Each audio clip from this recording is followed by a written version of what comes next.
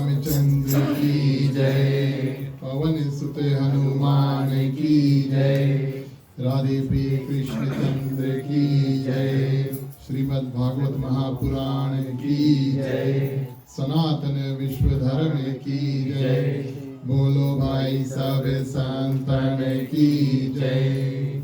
उपस्थित आदरणीय श्रोतागण, श्रीमद् भागवत महापुराण कथा सप्ताहपरायण के हम और आप मिलकर के तीसरे दिवस में प्रवेश कर चुके हैं। तीसरे दिवस में आप सभी का हार्दिक हार्दिक स्वागत, अभिनंदन अपने ओर से, मंडली आदर्श सग्रवान मंडली सदस्य की ओर से, खास तौर से हमारे ग्राम मालिक मालकिन श्रीमान श्रीमती राकेश राम समस्त परिवार, पूजनीय पंडित जी, आचार्य मार्कंड भट्ट जी, हार्दिक हार्दिक स्वागत और धन्यवाद। और चलिए प्रिय श्रोतागण, हम और आप मंगलवार है, हनुमान जी को याद करें चालसा के माध्यम से। उसके बाद में आग्रह करेंगे कि आचार्य जी आज का जो तीसरा दिवस की कथा उसको श्री गणेश करें। श्री गुरु चरण सरोज रज, निज मन मुकुर सुधार, बरनहु रघुबर विमल जसु, जो दायक फल चार। बुद्धिहीन तनु जानिके, सुमिरो पवन कुमार, बल बुद्धि विद्या देहु मोहि, हरहु कलेश विकार।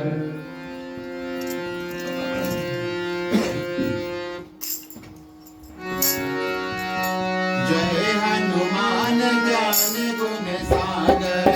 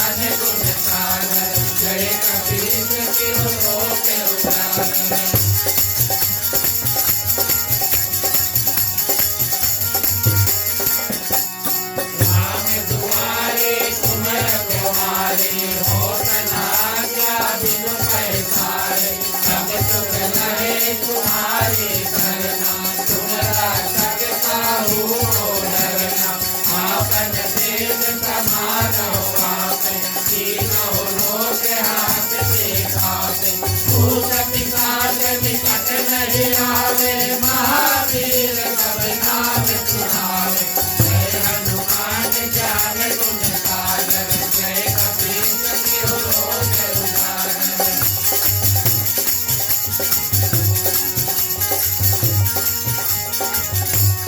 नासे रोग हरे सब पीरा, जपत निरंतर हनुमत वीरा, संकट से हनुमान छुड़ावे, मन क्रम वचन ध्यान जो लावे, सब पर राम तपस्वी राजा, तिनके काज सकल तुम साजा, और मनोरथ जो कोई लावे, सोई अमित जीवन फल पावे, जय हनुमान ज्ञान गुण सागर, जय कपीस तिहु लोक उजागर।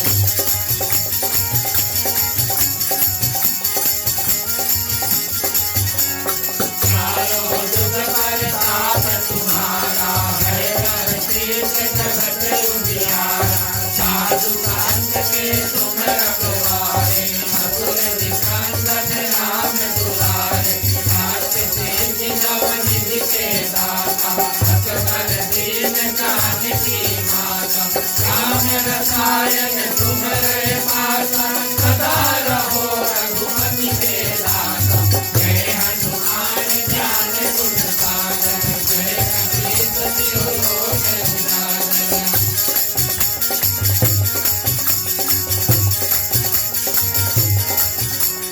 तुम्हारे भगत राम को पावे, जन्म जन्म के दुख बिसरावे, अंत काल रघुबर पुर जाई, जहाँ जन्म हरि भक्त कहाई, और देवता जितना हरि, हनुमत से ही सर्व सुख करे, संकट कटे मिटे सब पीरा, जो सुमिरै हनुमत बलबीरा, जय हनुमान ज्ञान गुण सागर, जय कपीस तिहु लोक उजागर।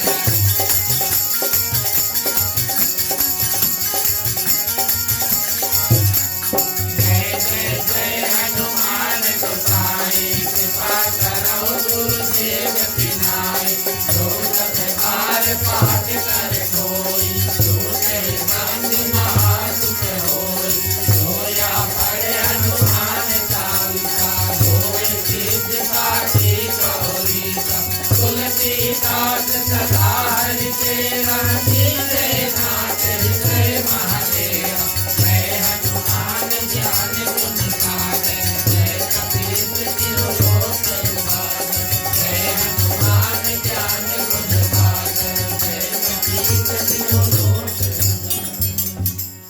पवन तनय संकट हरण, मंगल मूर्ति रूप, राम लखन सीता सहित, हृदय बसो सुरभूप। सियावर रामचंद्र की जय। पवन पुत्र हनुमान जी महाराज की जय। जय हो। ओम श्री गणेशाय नमः, श्री सरस्वत्यै नमः, श्री गुरुभ्यो नमः। सच्चिदानंद रूपाय विश्वोत्पत्त्यादिहेतवे, तापत्रय विनाशाय श्रीकृष्णाय वयं नमः। हरे कृष्ण कृष्ण कृष्ण हरे हरे, हरे राम राम राम हरे हरे। श्री कृष्ण कन्हैया लाल की जय।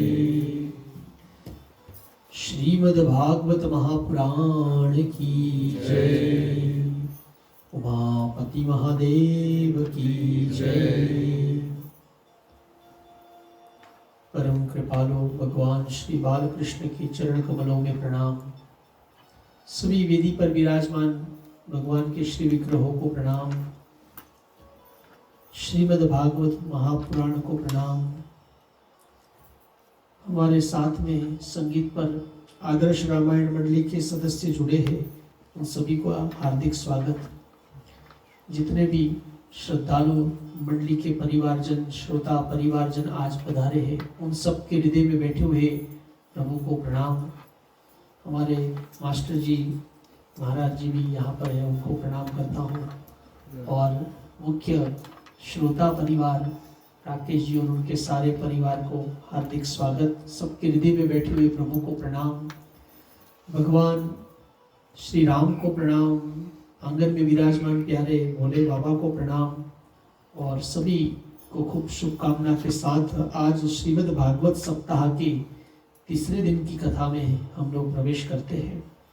हरे कृष्ण कृष्ण कृष्ण हरे हरे, हरे राम राम राम हरे। सुंदर हमने कथा श्रवण की। कल के प्रसंग में किस प्रकार परीक्षित जी महाराज गंगा तट पर आए और सुखदेव जी वहां पर आते हैं। परीक्षित जी महाराज उनको यही प्रश्न करते हैं कि जिनकी मृत्यु निकट है उनके लिए क्या उपाय है, और जो उनके मन में कुछ जिज्ञासा है कि कैसे सृष्टि उत्पन्न हुई और भगवान के अवतारों की कथा सुनाए। इस क्रम में सुखदेव जी महाराज कथा सुनाते हैं। और कल हमने सुना था कि प्रभु ही क्रीड़ा करने के लिए, खेलने के लिए एक में से अनेक बने। ब्रह्मा जी को काम सौंपा गया सृष्टि निर्माण का। आज तीसरे स्कंद की कथा में जो एक दो मुख्य चरित्र है उसको हम लोग श्रवण करते हैं। जब ब्रह्मा जी ने सृष्टि रचना का प्रारंभ किया तो उनके मन से, उनके संकल्प से 4 मानस पुत्र प्रकट हुए, जिनका नाम है सनत कुमार, सनकह, सनंदन और सनातन। लेकिन चारों भाई एक साथ में सनत कुमार के नाम से भी पुकारे जाते हैं। जब ब्रह्मा जी ने कहा आप सृष्टि की उत्पत्ति और सृष्टि बढ़ाने में हमारा साथ दे, तब उन चारों ने कहा हमें सृष्टि बढ़ाने में कोई रुचि नहीं है, क्योंकि वो तो हम सबको कर्म बंधन में डालेगा। हम तो भगवान का भजन ही करना चाहते हैं। तब ब्रह्मा जी ने कहा कि आपको तो उत्पन्न हमने सृष्टि की उत्पत्ति के लिए किया है। तब उनको श्राप दिया कि जाओ तो फिर आप लोग कभी बड़े नहीं होंगे, बच्चे के बच्चे रहेंगे, जैसे 4-5 वर्ष के छोटे बालक हो। सनत कुमारों ने कहा ये श्राप को भी हम वरदान मानते हैं, क्योंकि जब बड़े हो जाते हैं शरीर से तो हमारी रिस्पॉन्सिबिलिटी बढ़ जाती है। हम नन्हे से बालक रहेंगे और प्रभु का भजन करेंगे। एक समय उन चारों भाइयों के मन में इच्छा हुई कि हमारे माता पिता लक्ष्मी नारायण प्रभु का दर्शन करने के लिए वैकुंठ की यात्रा करते हैं। चारों भाई बड़े उत्साह से हरि ही शरणम ऐसा हरि नाम का स्मरण करते हुए ब्रह्मलोक से वैकुंठ में आते हैं। वैकुंठ में आए तो वहां पर देखा कि वातावरण चारों ओर बहुत ही मंगलमय है। 2 सुगंध वहां पर छाई हुई है। एक तो तुलसी मंजरी की सुगंध पूरे वैकुंठ में व्याप्त है, और दूसरा कमल पुष्प की सुगंध पूरे वैकुंठ में व्याप्त है। जब वो यात्रा कर रहे थे तो उनकी आंखें पूरी खुली नहीं थी, जितना देखने के लिए जरूरी है उतनी आंखें खुली थी। और वैकुंठ में आए और ये सुंदर वातावरण को महसूस किया और प्रसन्न हो गए कि अब तो और प्रभु के पास आए हैं। चारों नन्ही आयु के हैं, कुछ वस्त्र आदि पहनते नहीं है, दिगंबर रहते हैं। वे भागे हुए आ रहे हैं। पहले द्वार पर, वैकुंठ में 7 द्वार हैं, पहले द्वार पर 2 द्वारपाल थे, उन्होंने नहीं रोका। फिर दूसरे पे आए, उन्होंने भी नहीं रोका। तीसरे, चौथे, 5वें, 6ठे द्वार तक किसी ने नहीं रोका। अब केवल एक द्वार बाकी है। और जब वे 7वें द्वार के पास आए तो वहां पर जो द्वारपाल थे, उनका नाम है जय और विजय, उन दोनों ने रोक लिया, आप अंदर नहीं जा सकते। क्या आपने भगवान से अपॉइंटमेंट लिया है? और ऐसे कैसे हम आपको जाने दें? आपने तो कुछ वस्त्र भी नहीं पहने। उन चारों भाइयों के मन में उस समय क्रोध आया, क्योंकि उनको बहुत उत्साह था भगवान को मिलने के लिए, और बीच में इन दोनों ने रोक लिया। तब आंखें लाल हुई और कहा, ये तो हमारे माता पिता का धाम है, वैकुंठ धाम, ये हमारे माता पिता लक्ष्मी नारायण का धाम है, और आप यहाँ भेदभाव करते हैं। ये भेद दृष्टि तो असुर दृष्टि है। हम आपको श्राप देते हैं, आपको असुर बनना पड़ेगा। जब इस प्रकार श्राप दिया तो प्रभु जो भीतर वैकुंठ में थे, उन्होंने देखा कि कुछ आवाज आ रही है।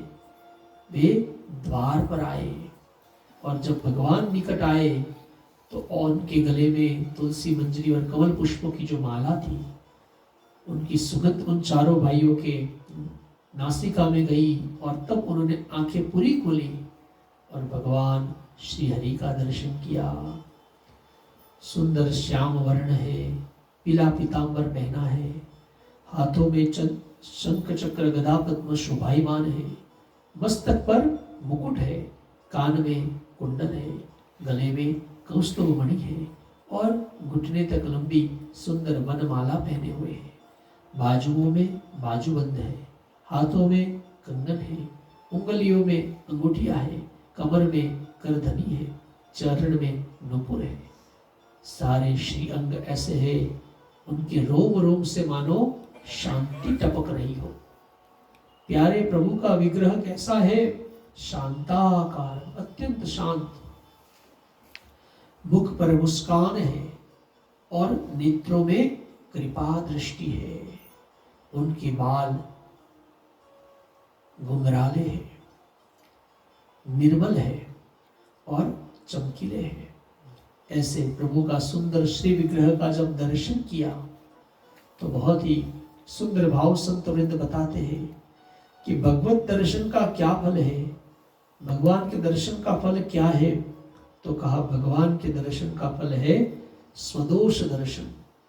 हम लोगों को दिन भर दूसरों की बुराई दिखाई देती है, पर जब भगवान के आगे बैठते हैं तो हमको दिखाई देता है कि हमने क्या गलत किया।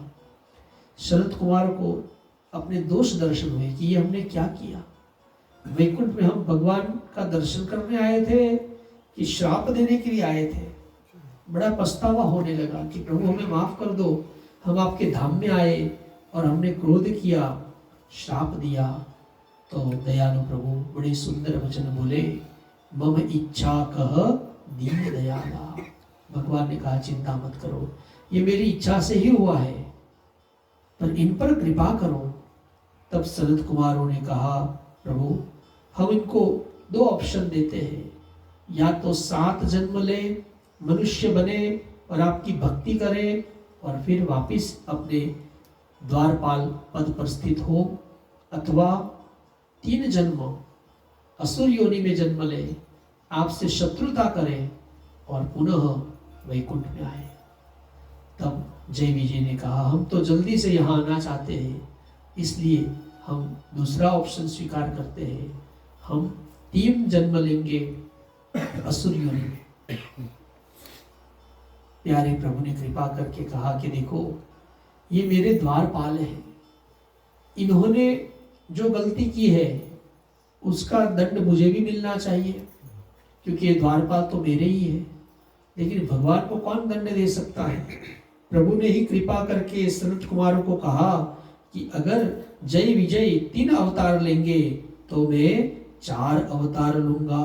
बोलो कृष्ण कन्हैया लाल की जय। सत्युग में जय और विजय हिरणाक्ष और हिरण्यकश्यप बने। हिरणाक्ष को मारने के लिए भगवान ने वराह अवतार लिया, हिरण्यकश्यप को मारने के लिए नरसिंह अवतार लिया। त्रेता में वे दोनों ही रावण और कुंभकर्ण बने। उनको मारने के लिए प्रभु ने राम अवतार लिया। और द्वापर में वे दोनों ही शिशुपाल और दंतवक्त्र बने और प्रभु ने उनको मारने के लिए कृष्ण अवतार लिया। सनत कुमार को भी पछतावा होने लगा कि हमने भी तो गलती किया है, प्रभु हमको तो दंड देंगे नहीं, पर हम भी स्वेच्छा से एक अवतार लेंगे। और संत वृंद कहते हैं वे सनत कुमार ही प्रहलाद जी के रूप में अवतरित हुए। बोलो कृष्ण कन्हैया लाल की जय। इस प्रकार ये सुंदर घटना हुई और सनत कुमार हरि दर्शन करके वापिस ब्रह्मलोक गए। जब ये लीला हुई उससे पहले एक मधुर लीला होती है। सनत कुमारों के आने से पहले, क्योंकि भगवान के धाम के बारे में प्रभु गीता में कहते हैं, यदगतवान निवर्तन्ते तद्धाम परमं मम। मेरे धाम में आने के बाद फिर किसी को वापस लौट के आना नहीं पड़ता है। और फिर प्रभु कहते हैं उनके धाम में क्रोध आदि भी नहीं है, लेकिन सनत कुमारों को क्रोध आया। भगवान के धाम में भेदभाव भी नहीं है, लेकिन जय विजय के मन में भेद आया। ये सब कैसे हुआ? तो कहा इसके पीछे एक मधुर कथा है कि भगवान श्री हरि ने अपने ये जय विजय नाम के जो द्वारपाल हैं वो उनको बहुत प्यारे हैं, बहुत प्रिय है, इसलिए सबसे नजीक भगवान के हैं। द्वारपाल हरि के प्रिय दो, जय अरु विजय जान सबको। तो भगवान ने द्वारपाल जय विजय से कहा, आप लोग मेरी सेवा करते हैं, जो मैं आज्ञा दूंगा वो करोगे। उन्होंने कहा प्रभु आप जो कहेंगे वही हम करेंगे, क्योंकि हम तो आपके दास हैं। भगवान ने कहा देखो ये जो मेरे जितने वेपन से आयुध है वे सब तो पड़े पड़े नष्टी हो गए, और मैं भी कितने दिन से युद्ध नहीं किया हूं। स्तुति तो सब लोग करते हैं पर अस्तुति अभी तक सुनी नहीं है, तो मैं चाहता हूं कि आप लोग मेरे से युद्ध करें। जय विजय ने कहा प्रभु हम तो हमेशा हाथों से आपकी सेवा करते हैं, पर अगर आप कहेंगे तो हम युद्ध भी करेंगे। आप मेरे से शत्रुता करें प्रभु, हम तो आपके दास हैं, पर अगर आप कहेंगे तो हम शत्रुता भी करेंगे। तो जय विजय ने कहा जो बनाओ सो बन जाएंगे, जहां भेजो वही जाएंगे। प्रभु ये सुंदर लीला करना चाहते थे तीनों युगों में, इसलिए लीला में जैसे जितना महत्व का मेन एक्टर होता है उतना ही महत्व का विलन भी होना चाहिए। प्रभु ने कहा मैं जैसा बलवान हूँ, शक्तिशाली हूँ, ऐसे सबसे मेरे क्लोज ये मेरे द्वारपाल हैं। तो उनको ही कहा कि आप मेरे साथ लीला में जुड़ो, और वे दोनों ऐसे आज्ञाकारी थे कि उन्होंने कहा प्रभु हम आपकी लीला में साथ रहेंगे। तो कहने का तात्पर्य ये है कि ये सुंदर लीला हो, कथा हो, इसीलिए जय विजय ने भी ऐसी लीला की है। भगवत इच्छा से पूरा क्रम हुआ है। यथा काल कश्यप ऋषि जो ब्रह्मा जी के मानस पुत्र है, ब्रह्मा जी ने मानस पुत्र उत्पन्न होते रहते क्योंकि उनको काम सौंपा है उत्पत्ति करने का। कश्यप जी के साथ अनेक दक्ष कन्याओं का विवाह हुआ है। उनमें से एक उनकी पत्नी का नाम है दीति और दूसरी पत्नी का नाम है अदिति। अदिति से देवताओं का जन्म हुआ है और दीति से दैत्यों का जन्म हुआ है। देवता और दानव दोनों के पिता तो कश्यप ही है। एक समय देवी दीति संतान की कामना लेकर कश्यप ऋषि के पास आई। कश्यप ऋषि ने कहा अभी सांझ का समय है, इस समय तो भगवान का ध्यान करने का, दिया करने का, कीर्तन करने का समय है। उन्होंने बहुत आग्रह किया और तब संतान की इच्छा से आई देवी दीति गर्भ धारण करती है, और असमय गर्भ धारण करने के कारण ये दोनों जय और विजय उनके गर्भ में आए। तब दीति को बहुत पछतावा हुआ कि ये मैंने गलती की है। बहुत काल तक उन्होंने गर्भ को धारण करके ही रखा और फिर यथाकाल दीति ने इन दोनों को जन्म दिया। असमयी गर्भ धारण हुआ था, इसलिए दोनों दैत्य हुए। एक का नाम हुआ हिरण्याक्ष और दूसरे का नाम हुआ हिरण्यकश्यप। हिरण्याक्ष ने चाहा कि ये पृथ्वी को मैं ऐसे स्थान पर स्थित करूं जहां पर जीवन न हो। अभी जहां पर पृथ्वी है वहां जीवन है। कुछ वैज्ञानिक कहते हैं कि भाई अगर जो ये हमारी पृथ्वी है और सूर्य है उसके बीच में जो डिस्टेंस है, उसमें अगर पृथ्वी को और थोड़ा सूर्य के पास कर दो तो यहाँ इतनी गर्मी हो जाए कि कोई भी ट्री प्लांट होगा नहीं, सब जल के राख हो जाए। और अभी जहां पृथ्वी है उसको थोड़ा और सूर्य से दूर कर दो तो सारी पृथ्वी बर्फ बन जाए। जहां पर अभी पृथ्वी है वहीं जीवन है। हिरण्याक्ष चाहता था ये स्थान से हटाकर पृथ्वी को कहीं और लेकर जाए, और तब भगवान नारायण वराह अवतार लेते हैं। वराह अवतार ये शुकर भी कहते हैं, जो जंगल के वराह होते हैं जिनके आगे दो बड़े दांत होते हैं। तो भगवान ने वराह रूप लेकर हिरण्याक्ष का वध किया और अपने दोनों दांतों पर पृथ्वी को उठाकर वापिस स्थापित किया जहां पर अभी है। ऐसी सुंदर वराह अवतार की लीला हुई। इस क्रम में आगे कहते हैं कि ब्रह्मा जी ने मनु और शतरूपा ये दो कपल को जन्म दिया और उनसे कहा आप सृष्टि का निर्माण करो। तो कहते हैं मनु महाराज के दो पुत्र हुए, प्रियव्रत और उत्तानपाद, और 3 कन्या हुई, आकुति, प्रसूति और देवहूति। देवहूति ये राजकन्या थी, लेकिन उनका जो स्वभाव था वो बहुत ही भक्ति भाव से युक्त था। वहां ब्रह्मा जी के मन से कर्दम ऋषि प्रकट हुए। कर्दम ऋषि को ब्रह्मा जी ने कहा आप विवाह करके सृष्टि के क्रम को आगे बढ़ाने में हेल्प करें। कर्दम ऋषि ने कहा मैं विवाह तो करना चाहता हूं पर कोई सामान्य कन्या से नहीं, सुयोग्य कन्या से विवाह करना चाहता हूं। तो कर्दम ऋषि भगवान नारायण का तप करते हैं, और जब कठोर तप किया भगवान नारायण गरुड़ पर स्थित होकर कर्दम ऋषि को दर्शन देने के लिए आए। कहा वरदान मांगो प्रभु, मुझे सुकन्या के साथ विवाह करना है। तब प्रभु ने कहा तथास्तु। कुछ दिनों में बहुत ही शीघ्र आपके यहाँ मनु महाराज आएंगे अपनी बेटी देवहूति का कन्यादान करने के लिए। आप वो प्रस्ताव को स्वीकार करना, और आपके तप से मैं प्रसन्न हुआ हूँ, इसलिए मैं भी अपने अंश से आपके यहाँ पुत्र रूप में अवतरित होऊंगा। जब भगवान का दर्शन कर्दम ऋषि ने किया तो उनकी आंखों में जल भराया, और वो जल की बूंदे जब पृथ्वी पर गिरी उससे बड़ा ही सुंदर एक सरोवर बना जिसका नाम है बिंदु सरोवर। आज भी बिंदु सरोवर है भारत में। भगवान अंतर ध्यान हुए। देवहूति का स्वभाव सात्विक था।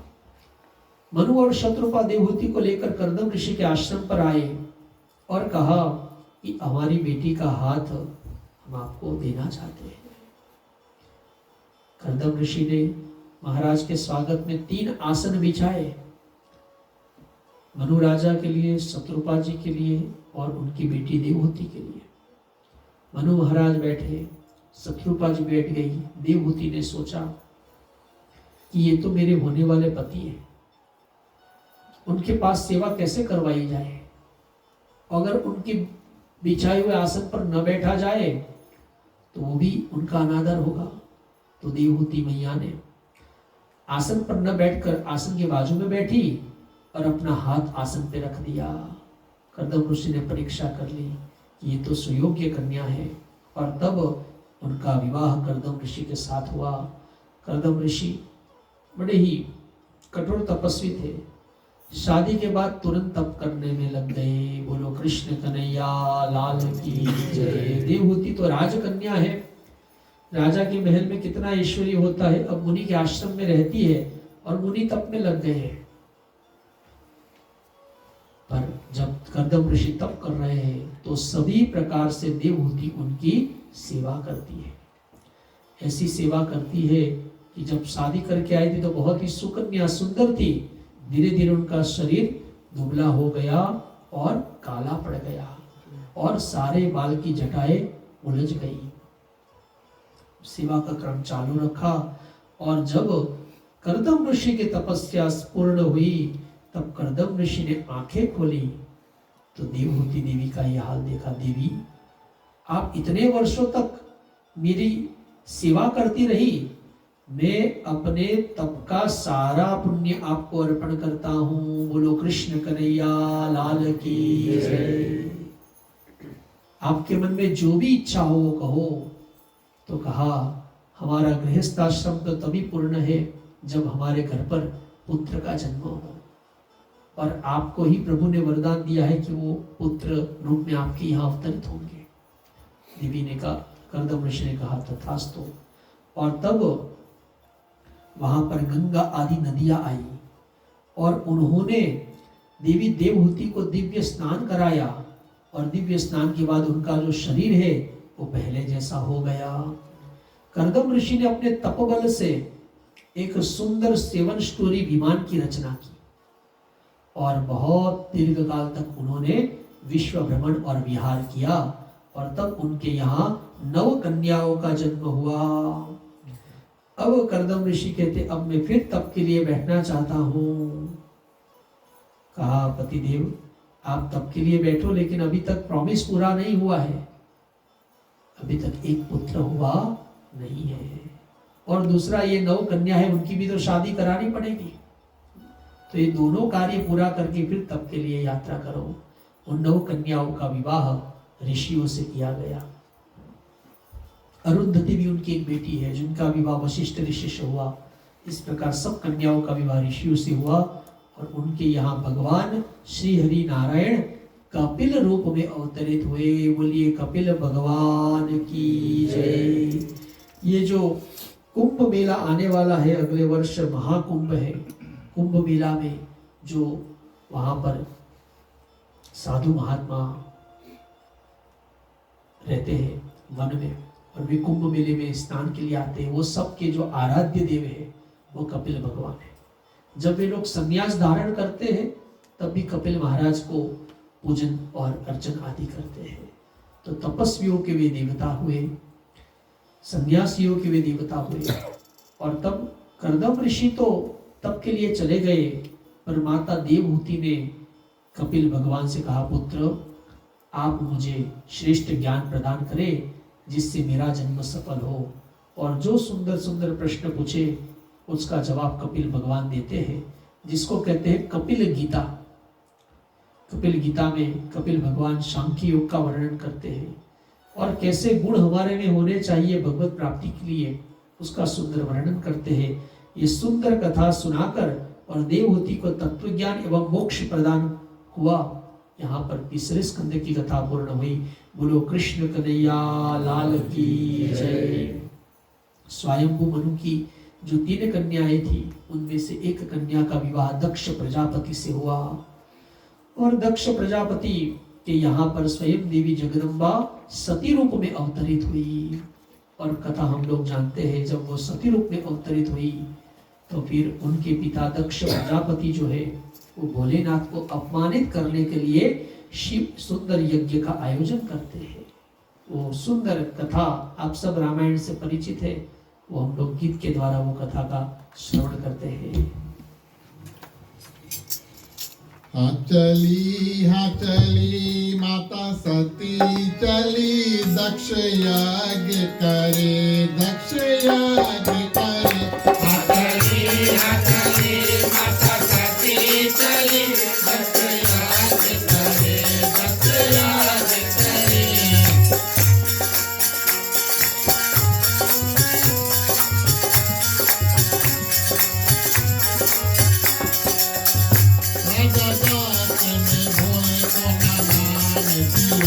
राजा दास ने भोले को न मान दिया, राजा दास ने भोले को न मान दिया।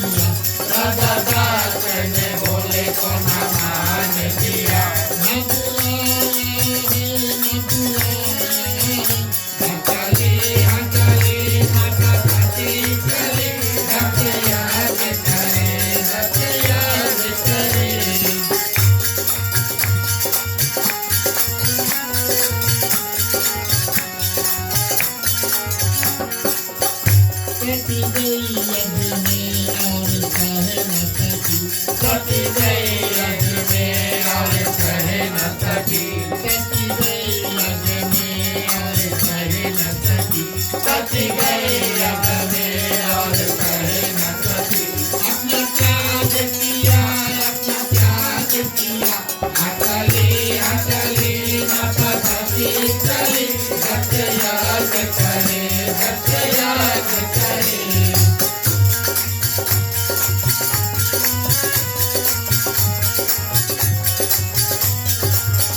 भोले क्रोधित भय वीर भद्र भेजा भोले क्रोधित भय वीर भद्र भेजा भोले क्रोधित भय वीर भद्र भेजा भोले क्रोधित भय वीर भद्र भेजा यज्ञवंत किया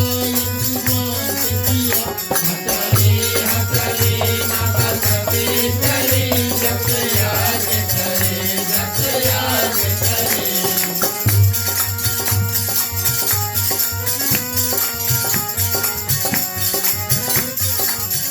दक्ष मस्तक छाता नीला बकरा पर दक्ष मस्तक छाता नीला बकरा पर दक्ष मस्तक छाता नीला बकरा पर दक्ष मस्तक छाता नीला बकरा पर सिंहनाया रे सिंहनाया अटली माता सती चली जप याद करे जप याद करे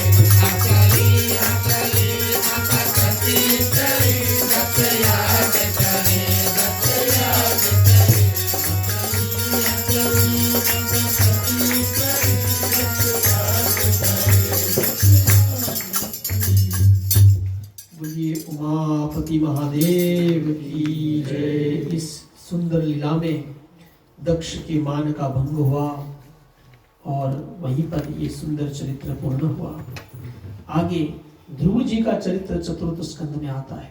मनु राजा के एक पुत्र थे जिनका नाम था उत्तानपाद। उत्तानपाद की दो रानी थी, सुनीति और सुरुचि। सुनीति के बेटे का नाम था ध्रुव और सुरुचि के बेटे का नाम था उत्तम। राजा को सुरुचि ज्यादा प्यारी लगती थी, इसीलिए उसी का चलता था। एक दिन राजा जब सभा में बैठे थे तब 5 वर्ष का बालक ध्रुव वहां पर खिलता हुआ आया। उत्तम को गोद में बैठा देखकर उसके मन में भी गोद में बैठने की इच्छा हुई और जब वो गोद में बैठने जाने लगा तो उसकी सौतेली माता सुरुचि ने रोक कर कहा, ध्रुव तुम वहां नहीं जा सकते हो, वहां जाना है तो जाओ भगवान नारायण का तप करो। भगवान नारायण को वरदान में ऐसा मांगो कि मुझे सुरुचि का बेटा बनना है, अगर मेरे बेटे बनकर आओगे तो ही वहां बैठ पाओगे। ऐसा सुरुचि का गर्व। ध्रुव जी अगर भगवान को प्रसन्न कर ले तो भगवान को ही डायरेक्ट कह सकते कि मुझे पिता की गोद में बिठाओ, पर सुरुचि कहती है नहीं, भगवान से ऐसा वरदान मांगो कि मेरे बेटे बनकर आओ तब जाके वहां बैठ पाओगे। नन्हा सा बालक ध्रुव रोता हुआ अपनी माँ सुनीति के पास आया। कुछ दास दासी ने आकर बात बता दी थी, पहले आकर केवल रोने लगा और तब सुनीति बड़ी ही सुशील नारी थी, उन्होंने कहा, पुत्र ध्रुव गुण और दोष तो सभी जगह होते हैं। सुनीति ने सोचा अगर कहूंगी कि तुम्हारी माता गलत है तो वैर भावना स्थापित हो जाएगी, इसलिए कहा पुत्र गुण और दोष तो सभी जगह होते हैं, पर जो गुणी जन होते हैं वो गुण को ग्रहण करते हैं। जैसे कल की कथा में हमने सुना, परीक्षित जी ने कलयुग के गुणों को देखकर उसको रहने दिया। देखो सुरुचि तुम्हारी माता है, उन्होंने एक बात बहुत अच्छी कही है कि भगवान नारायण का तप करने से मनवांछित पद मिलता है। नन्हा सा ध्रुव बोला, अगर ऐसा है तो मैं प्रभु नारायण का तप करूंगा। माता का आशीर्वाद लेकर ध्रुव वन यात्रा करते हैं। वन में प्रवेश करते ही उनको नारद जी मिल गए। नारद जी ने कहा, राजकुमार क्या कर रहे हो, सारी बात सुनाई, चलो मैं आपके पिताजी को समझाता हूँ। ध्रुव जी ने कहा, नहीं, अब मैं भगवान को पाकर ही जाऊंगा। तो देखा ये बहुत ही डिटरमिन्ड फोकस्ड है। तब नारद जी ने उनको 12 अक्षर का मंत्र दिया, ओम नमो भगवते वासुदेवाय। आओ सुंदर ध्रुव जी का ये भजन सुनते हैं। ध्रुव बालक विष्णु शरणम, वन में किया है तप भज मन। ध्रुव बालक विष्णु शरणम, मन में किया है तप भज मन।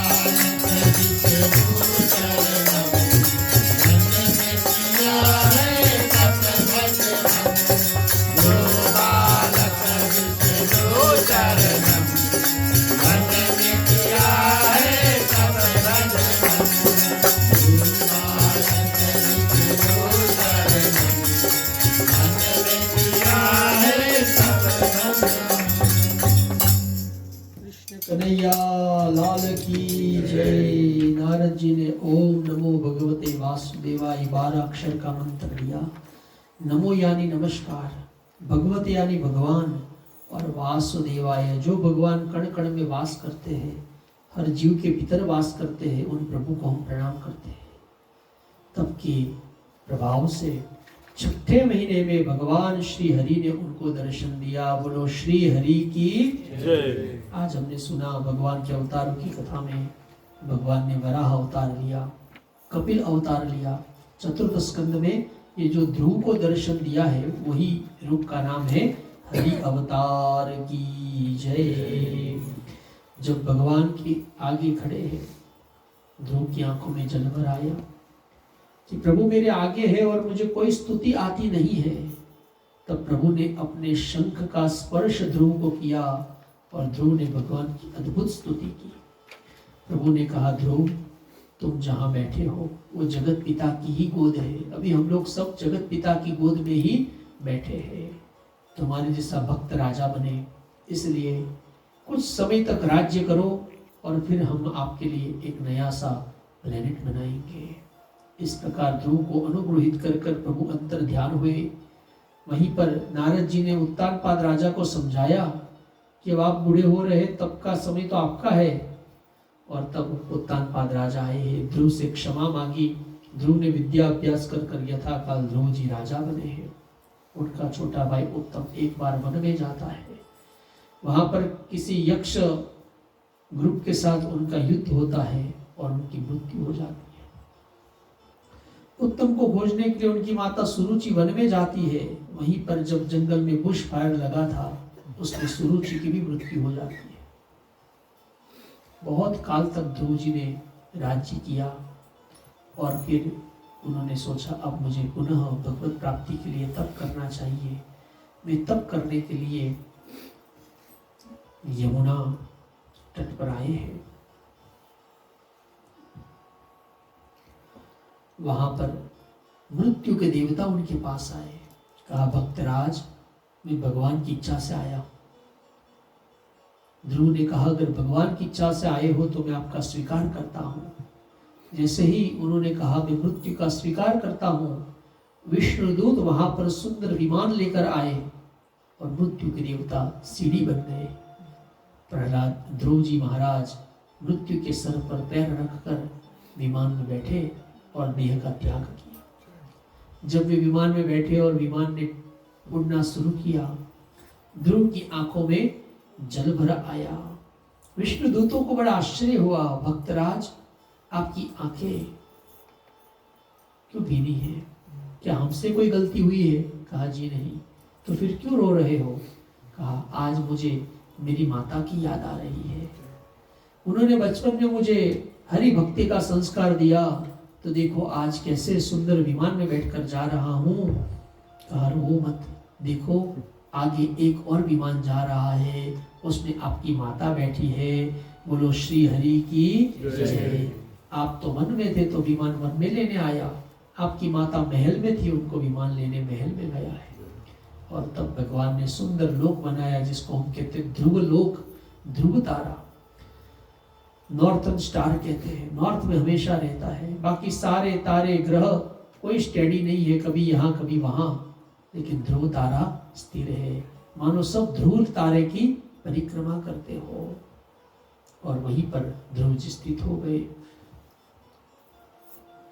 शादी विवाह में भी ध्रुव तारे को नमस्कार करते हैं, ध्रुव जी को प्रणाम करते हैं कि जैसे आप स्थिर रहे ऐसे पति पत्नी का संबंध स्थिर रहे।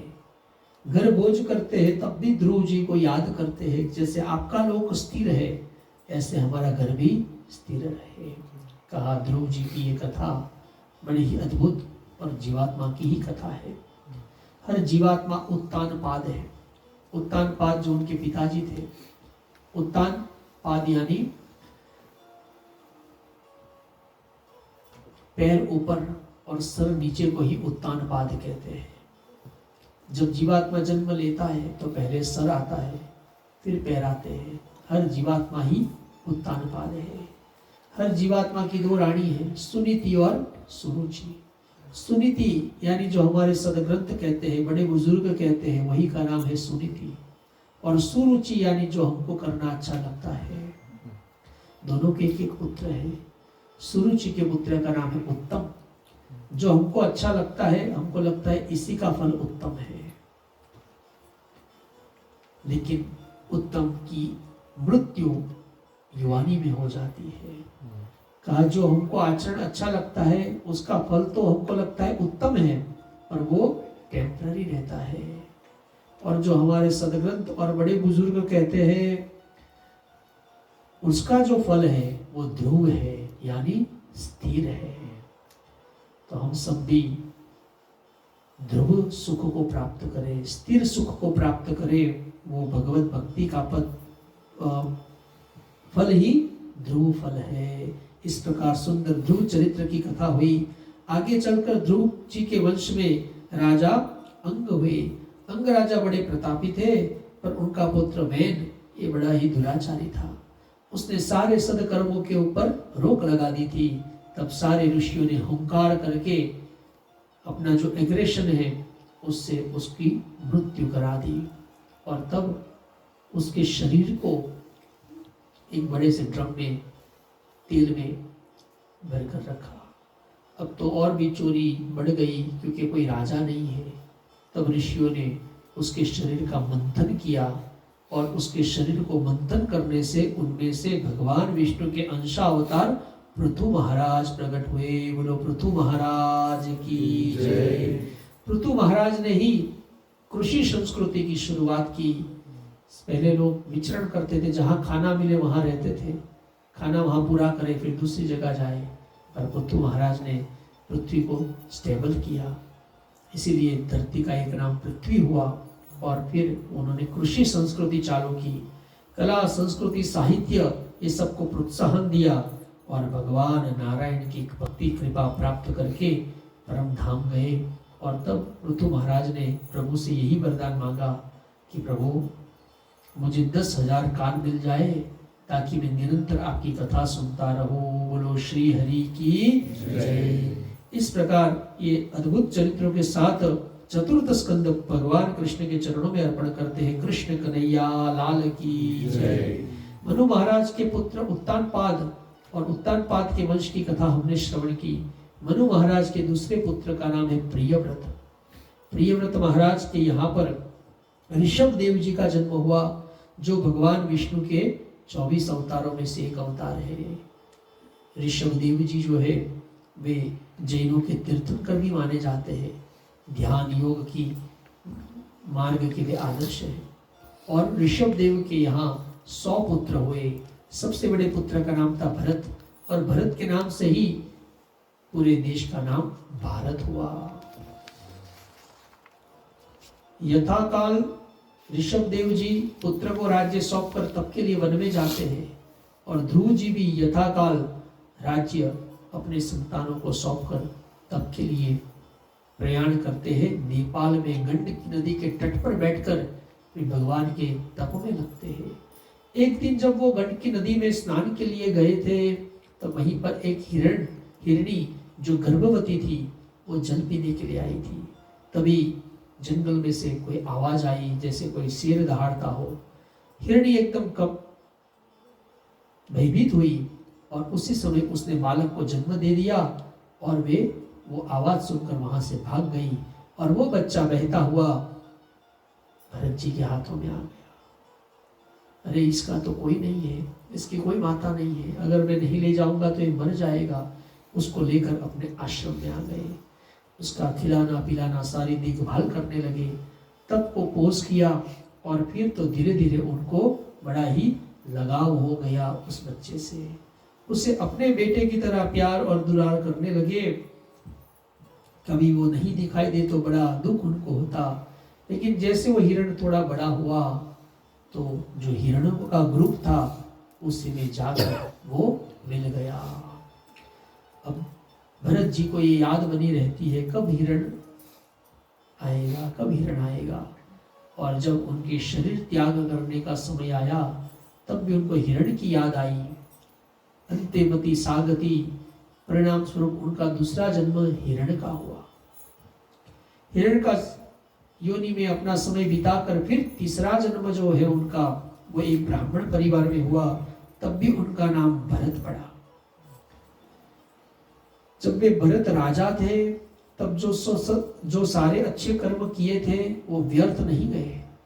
वो पुण्य कर्म के कारण जब वो अभी ब्राह्मण पुत्र भरत बने हैं, तो उनको याद बनी है कि मेरा पिछला जन्म हिरण का क्यों हुआ था, क्योंकि मैंने तप करने के लिए वन में आया था, पर मेरा मन भगवान में नहीं हिरण में लगाया, इसलिए मुझे हिरण बनना पड़ा। तो ये याद बनी रही, यानी जो अच्छा कर्म किया था वो व्यर्थ नहीं गया, पर अंतकाल जिसको हम याद करते हैं वही हमारी आत्मा प्रयाण करती है। जड़ भरत, अब भरत जी ने सोचा कि अब मुझे किसी माया में फंसना नहीं है।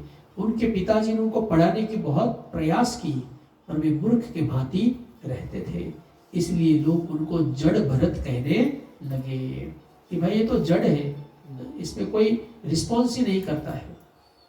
भाई और भाभी लोगों ने भी काम सौंपते, पर वो कोई भी काम ढंग से करते नहीं, उन्होंने उनको घर से निकाल दिया। बोलो श्री हरि की जय। एक बार वे वन यात्रा कर रहे थे, मस्त रहते थे, शरीर से बड़े ही पुष्ट और तंदुरुस्त थे। कुछ भीलों को हाथ लग गए, उन्होंने सोचा ये पुष्ट शरीर वाले पुरुष की बलि हम देवी कालिका को देंगे। पकड़ कर लेकर आए, जैसे अपनी देवी के आगे इनको बलि चढ़ाने के लिए, मारने के लिए तत्पर हुए, तब देवी कालिका वहां प्रकट होकर उन भीलों को रोकती है, उनका संहार करती है और भक्त की रक्षा करती है। इस प्रकार भरत जी महाराज का रक्षण हुआ। वे अवधूत मुद्रा में हरि स्मरण में वन विचरण करते हैं। एक बार इधर जो भी करंट पाकिस्तान है उस ओर से राजा रघुगण यात्रा कर रहे थे, और उनकी पालकी उठाने वाले 4 जो सेवक थे उसमें से एक सेवक बीमार पड़ गया। अब उनको चौथा सेवक चाहिए था, तो भरत जी वहां रास्ते में मिल गए, उनको कहा आप पालकी उठाओ। भरत जी तो बड़े सहज मुद्रा में थे, पालकी तो उठाई, पर उनकी दृष्टि नीचे धरती पर रहती। कोई चींटी कोई जीव जंतु दिखाई दे तो वो कूदते, और जब वो कूदते तो राजा रघुगण डिस्टर्ब हो जाते। इस मूर्ख को यहाँ कौन लेकर आया है? तब भरत जी ने कहा तुम मूर्ख किसे कहते हो? ये शरीर को के अंदर जो आत्मा है उसको। तब राजा रघुगण को रियलाइज हुआ कि ये कोई सामान्य नहीं है, और जड़ भरत जी से राजा रघुगण ने दिव्य उपदेश पाया, और दोनों ने भगवत धाम की प्राप्ति की। बोलो कृष्ण कन्हैया लाल की जय। इसी सुंदर जड़ भरत जी के चरित्र के बाद परीक्षित जी महाराज ने इस पृथ्वीलोक के बारे में प्रश्न पूछा, और तब सुखदेव जी महाराज पूरी पृथ्वीलोक का वर्णन करते हैं, पूरी जियोग्राफी बताते हैं।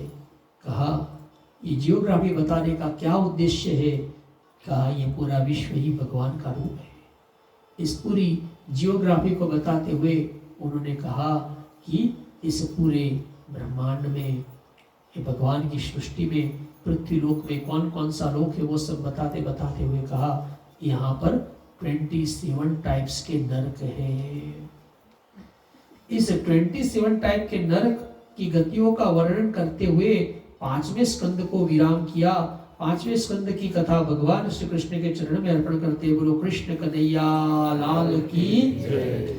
6ठे स्कंद की कथा के प्रारंभ में ही परीक्षित जी ने प्रश्न कर लिया, सुखदेव जी महाराज आपने जो ये नरक का वर्णन किया है ये सुन के तो मैं कांप रहा हूँ, क्योंकि यहाँ पे जरूर मेरा भी नंबर कोई ना कोई नरक में लगेगा, क्योंकि कोई ना कोई दुष्कर्म तो हमसे हो ही जाते हैं। क्या नरक से बचने का कोई उपाय है? ऐसा प्रश्न पूछने पर सुखदेव जी महाराज ने सुंदर अजामिल उपाख्यान सुनाया। कहा नरक से बचने का उपाय है भगवान के नाम का संकीर्तन। श्रीमद् भागवत महापुराण के लास्ट श्लोक में कहा नाम संकीर्तनम यस्य सर्व पाप प्रणाशनम। भगवान का कीर्तन करने से, गाने से सारे पाप समाप्त हो जाते हैं। अजामिल का जन्म ब्राह्मण परिवार में हुआ था। बड़ा ही सुंदर गुरुकुल में विद्याभ्यास कर रहा था। एक बार वो हवन के लिए लकड़ी लेने के लिए वन में गया, और वहां पर देखा एक युवती एक पुरुष के साथ में क्रीड़ा कर रही है। सोचा यहाँ पे तो मुझे कोई नहीं देख रहा है। जब उसने वो दृश्य को देखा तो उसके मन में भी इच्छा हुई कि इसी में सुख है, और उसने सारे अपने सत्कर्म त्याग करके किसी स्त्री के साथ संबंध स्थापित कर लिया। सत्कर्म छोड़ने पर अब परिवार का पालन करने के लिए वो चोरी करता, जीव हिंसा करता। एक दिन कुछ भजनानंदी संत महात्मा विचरण करते हुए उनके गांव में आए और गांव के बाहर जो कुछ लोग फ्री बैठे थे उनको पूछा कि भाई गांव में कोई भक्त का घर है? तो वे लोग भी ऐसे थे कि महात्माओं से बड़े परेशान लग रहे थे कि ये तो ऐसे ही मुफ्त में खाते रहते। कहा एक भक्त बहुत बड़ा है हमारे गांव में, उस भक्त का नाम है अजामिल, उसके घर पे जाओ आपको भिक्षा मिलेगी। और वे महात्मा लोग अजामिल के घर पर आए। उस समय अजामिल घर पे नहीं थे, उनकी पत्नी थी और वो गर्भवती थी। कहा माता हमको भिक्षा दे दो। पत्नी ने सोचा यहाँ तो कभी कोई साधु महात्मा आते नहीं है, क्योंकि जब अजामिल घर पे होता है किसी को नहीं आने देते हैं, आज आए हैं क्यों नहीं मैं कुछ दान करूं। और उन्होंने कच्चा सीधा महात्माओं को दिया। महात्माओं ने उसका भोजन प्रसाद बनाया, ठाकुर जी को भोग लगाया और प्रसाद खाया और तब अजामिल आया। अब भोजन पा लिया है तो यहाँ से निकल लो।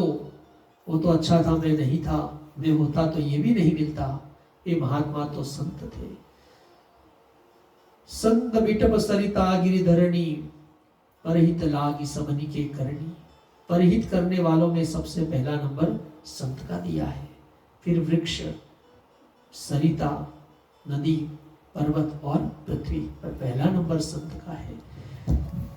संतों ने कहा हम मुफ्त में नहीं खाना खाने वाले हैं। खाना भोजन जब कराओ तो बाद में दक्षिणा देनी पड़ती है। जब आप दक्षिणा देंगे तो ही हम जाएंगे।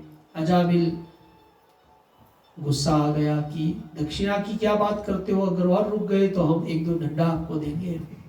तो उन महात्माओं ने कहा भाई हमें दक्षिणा में कुछ पैसे नहीं चाहिए है, हम केवल एक वचन चाहते हैं। क्या चाहते हो? आपकी पत्नी गर्भवती है, उनको जो बालक होने वाला है उसका नाम नारायण रखना।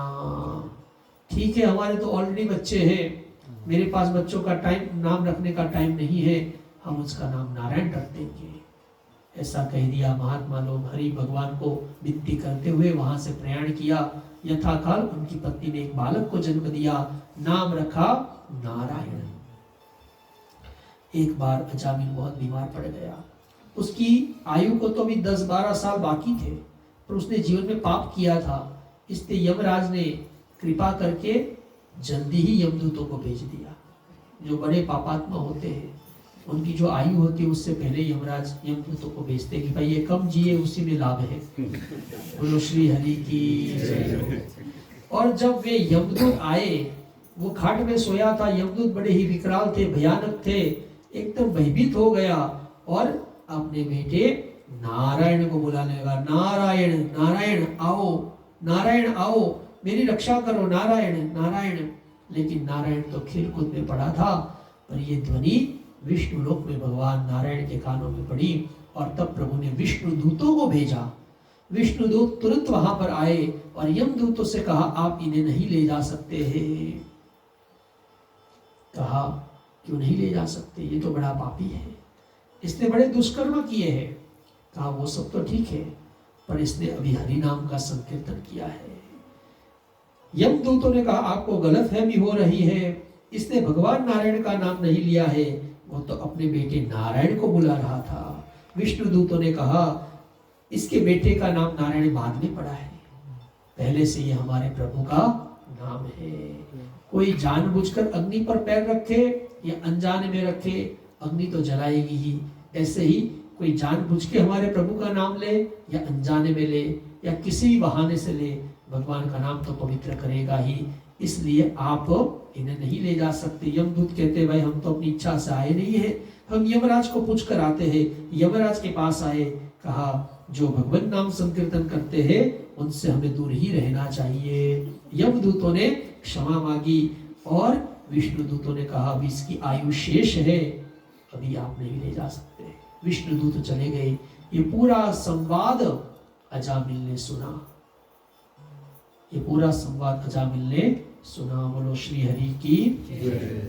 और परिणाम स्वरूप जो आयु बाकी थी उस आयु में हरि भजन करके अजामिल ने मुक्ति को पाया।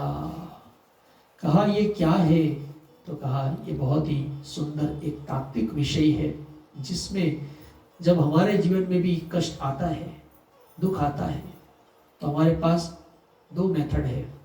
एक मेथड ये है कि भाई हमने जरूर कुछ कर्म किया होगा तो उसको तो फल भोगना ही पड़ेगा, और दूसरा मेथड है भगवान के प्रति सरेंडर होना। तो जो यमदूत है वही कर्म का हिसाब है। कर्म का हिसाब करने के लिए यमदूत आ गए, लेकिन अजामिल हमने सुना है कि जब छोटा था तब तो ब्राह्मण परिवार में जन्म हुआ था, सदाचारी था, कथा कीर्तन में जाता था, तो बचपन में उसके कान में ये बात गई हुई थी कि भगवान का नाम संकीर्तन करने से सारे पाप समाप्त होते हैं। तो जब आज दुखी है तो दो विचार मन में आ रहे हैं कि क्या ये मेरे कर्म का फल है? कर्म का फल तो है, क्या इससे बचने का कोई उपाय है? हाँ, बचपन में मैंने सुना था कि नाम संकीर्तन से बचने का उपाय है। तो जब ये आर्ग्यूमेंट हो रहा है दोनों मेथड्स का, तो जो भगवान की शरणागति की मेथोडोलॉजी है उसका विजय होता है, और वही मेथोडोलॉजी वो अपनाता है और अपनी गति को श्रेष्ठ गति बताता है। तो यहाँ पर ये अजामिल उपाख्यान का यही सुंदर महात्म्य है कि नरक से बचने के लिए सभी हरि नाम का संकीर्तन करें। हम लोग देखते हैं कि जो लास्ट जनरेशन है उनमें मेजोरिटी का नाम भगवान के नाम से जुड़ा है। किसी का नाम उमेश होगा, उमेश यानी शिव जी का नाम, उमाकेश, किसी का नाम महेश, किसी का नाम सुरेश। अभी अगर हम लोग यहाँ पे भी जितने बैठे हैं उनका अगर सर्वे करें नाम और एज, तो जो भी 40+ है उनके नाम भगवान के रिलेटेड मिलेंगे, जो बिलो 20 बिलो 30 है उनके नाम भगवान से दूर मिलेंगे। बोलो श्री हरि की जय। तो कहा 40+ के वाले जो है उनमें भगवान के नाम मिलते हैं। इसका क्या कारण है? तो कहा ऑल अराउंड इंडिया बालकों के नाम भगवान के नाम से जुड़े हैं। इसका कारण है अजामिल की कथा। बोलो श्री हरि की जय। जिन जिन लोगों ने अजामिल की कथा सुनी है उन सब ने अपने संतानों का नाम ऐसा रखा जो भगवान की याद दिलाए। आओ हम भी नारायण भजमन नारायण नारायण हरि हरि।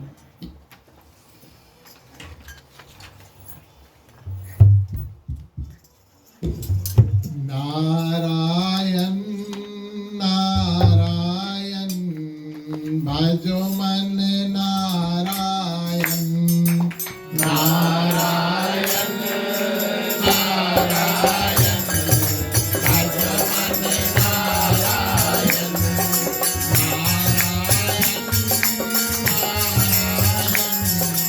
भजो मन नारायण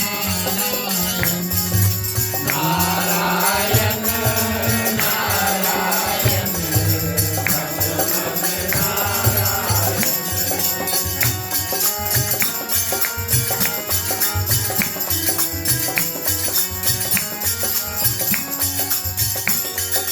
शांत समय जब आए कोई न पापी संग जाए।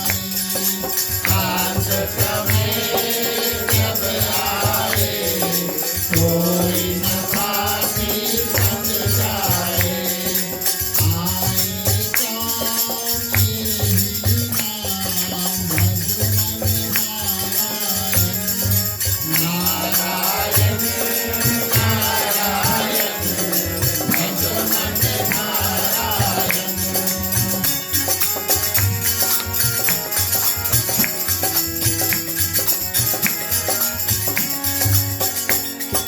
माया जाल से छूटे धर्म हमारे हाथ बने। माया जाल से टूटे धर्म हमारे लाख बने। जग पालन भय हारन भज मन नारायण। नारायण नारायण भजो मन नारायण।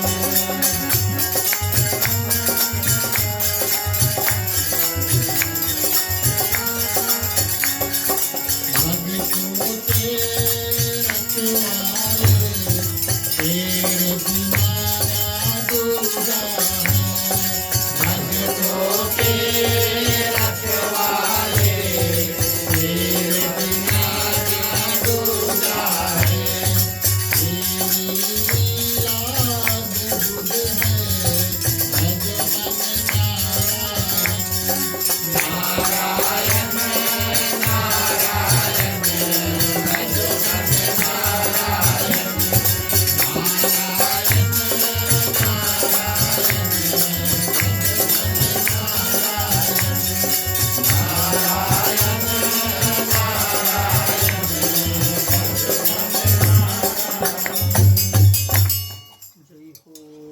कृष्ण कन्हैया लाल की जय। इस प्रकार सुंदर अजामिल की कथा छठे स्कंद में है और बड़ा ही सुंदर दूसरा चरित्र जो है छठे स्कंद में वो है वृत्रासुर की कथा। पूर्व काल में देवताओं को अपने गुरु बृहस्पति के साथ अनबन हो गई। तब देवगुरु बृहस्पति ने कहा मैं आपके गुरु पद से इस्तीफा देता हूँ। तब देवताओं ने जाना कि बिना गुरु के तो बहुत ही संकटमय वातावरण है। अगर गुरु हमारे साथ न हो तो अगर दैत्य आक्रमण करेंगे तो हमें कौन प्रोटेक्ट करेगा। और तब उस समय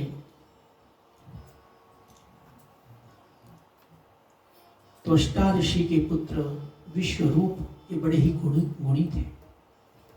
सब देवता विश्वरूप की शरण में आए और कहा कि आप हम सबके गुरु पद का स्वीकार करें, देव गुरु पद का आप स्वीकार करें। जैसा उनका नाम था विश्वरूप, वो पूरे विश्व को भगवान का रूप की दृष्टि से देखते थे। उन्होंने वो पद को स्वीकार किया और देवताओं को एक मंत्र दीक्षा दी जिसका नाम है नारायण कवच, जिसमें भगवान के अलग अलग नामों से प्रार्थना करते हैं कि भगवान का ये नाम हमारे हाथ की रक्षा करे, भगवान का ये नाम हमारे पैर की रक्षा करे। कहा ये नारायण कवच आप धारण करो ताकि कोई शत्रु आपको पीड़ित नहीं कर पाएगा। देवता नारायण कवच से सुरक्षित हुए। एक दिन देवराज इंद्र यात्रा कर रहे थे तो देखा कि विश्वरूप जो है वे यज्ञ कर रहे थे। विश्वरूप के मैटरनल लिंक जो थे वो असुरों के साथ भी थे और वो बड़े ही सहज स्वभाव के थे। वे सब में भगवत दर्शन करते थे। तो जब वो यज्ञ करते थे तो देवताओं को तो आहुति देते ही थे, साथ में असुरों को भी कुछ आहुति दे दिया करते थे। ये देखकर देवराज इंद्र को क्रोध आया और उन्होंने अपने वज्र से विश्वरूप का सर काट डाला। उनको ब्रह्म हत्या लगी, एक ब्राह्मण की हत्या का दोष लगा। कैसे ये दोष से मुक्ति मिली जाए, तो कहा ये जो ब्रह्म हत्या है उसको हम 4 जगह पर डिवाइड करके दे देते हैं। ब्रह्म हत्या का 1/4 पोर्शन जल ने लिया, 1/4 पृथ्वी ने लिया, 1/4 पेड़ ने लिया और 1/4 नारी ने लिया। जब इनने ये ब्रह्म हत्या को स्वीकार किया तो जल में जो बबल्स होते हैं वो ब्रह्म हत्या रूप है, वो हम नहीं ग्रहण करते हैं। पृथ्वी में जो खड्डे होते हैं, बंजर भूमि होती है, वो भी ब्रह्म हत्या रूप है। पेड़ों में जो ग्लू आदि निकल आता है वो भी ब्रह्म हत्या रूप है। नारी में मासिक धर्म इसी के कारण से है। और फिर चारों को एक एक वरदान से भी ब्लेस्ड किया, सबको एक एक वरदान भी दिया। लेकिन त्वष्टा ऋषि को बहुत ही क्रोध हुआ है कि मेरा बेटा पूरे विश्व को विष्णु रूप देखने वाला, देवराज इंद्र ने उसको मारा, मैं इसका बदला लूंगा। और ये बदला लेने के लिए त्वष्टा ऋषि यज्ञ करते हैं। यज्ञ का उद्देश्य ये है कि इंद्र को मारने वाला बेटा हो। लेकिन जब वो यज्ञ कर रहे हैं, जाप कर रहे हैं, तो इंद्र को मारने वाला बेटा हो। और ऐसा बोलने में थोड़ा उनका एरर होता है, ये तो मैं ट्रांसलेशन बताता हूँ, पर संस्कृत वर्ष में उसका अर्थ थोड़ा सा एरर का कारण बदल जाता है। मारने वाले के कारण मरने वाला हो, ऐसा उसका मीनिंग हो जाता है। छोटी सी मात्रा से भी अर्थ बदल जाते हैं, हम जानते हैं। तो ऐसे ही इंद्र को मारने वाला हो ऐसा बोलना चाहिए, पर बोल पड़े इंद्र को इंद्र से मरने वाला हो। परिणाम स्वरूप उनके यज्ञ में से एक विकराल पुरुष प्रकट हुआ जिसका नाम था वृत्रासुर। कहा मेरे लिए क्या आज्ञा है? कहा तुम देवराज इंद्र से युद्ध करके उनका वध करो। तो कहा त्वष्टा ऋषि ने छोटी गलती की और ऐसा आउटकम में चेंज हुआ। हम लोग भी तो पूजा पाठ करते हैं, हमारे से भी गलती होती है तो क्या होगा? तो कहा देखो, पूजा पाठ पुण्य सत्कर्म ये 2 प्रकार के हैं, सकाम और निष्काम। अगर हम लोग कोई कामना से कोई पूजा पाठ आदि करते हैं तो हमें ध्यान रखना चाहिए कि उसमें अधिक से अधिक परफेक्शन हो। लेकिन अगर कोई भगवान को थैंक यू करने के लिए पूजा करता है, थैंक यू करने के लिए, धन्यवाद करने के लिए पूजा पाठ करता है, तो उसमें गलती का कोई खास दंड नहीं है। बोलो श्री हरि की जय। जैसे कोई फॉर्मल लेटर हमको लिखना हो कोर्ट आदि का है तो उसमें तो सारा ग्रामर रूल फॉलो होने चाहिए, लेकिन अगर हमें किसी को थैंक यू लेटर लिखना हो तो उसमें ग्रामर एरर हो तो भी चलता है। बस ऐसे ही है। वृत्रासुर जो है वो देवराज इंद्र के आगे युद्ध करने आया है, और जब उसने देखा कि अब ज्यादा जी पाना मुश्किल है तब वो भगवान की स्तुति करते हुए कहता है, प्रभु मेरा जन्म जहां कहीं भी हो मैं हमेशा कभी आपसे दूर न हो।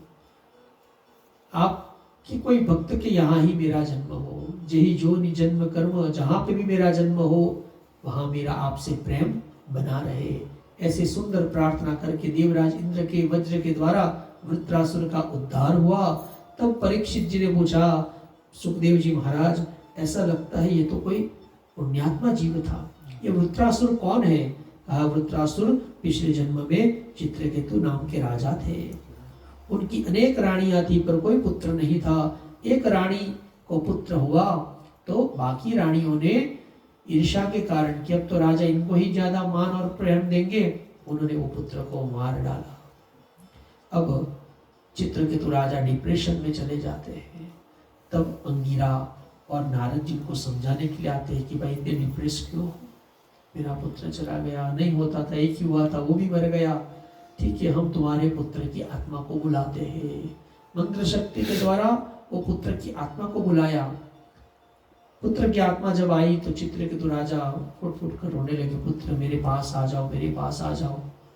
तब वो आत्मा ने कहा, आप मेरे किस जन्म के पिता हैं?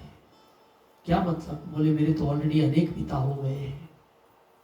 तब राजा चित्रकेतु को ये रियलाइज हुआ कि जातस्य ही ध्रुवो मृत्यु, सबकी मृत्यु निश्चित है और कोई किसी का एक ही बार बेटा बेटी नहीं है, वो तो अनेक जन्मों से यात्रा चल रही है।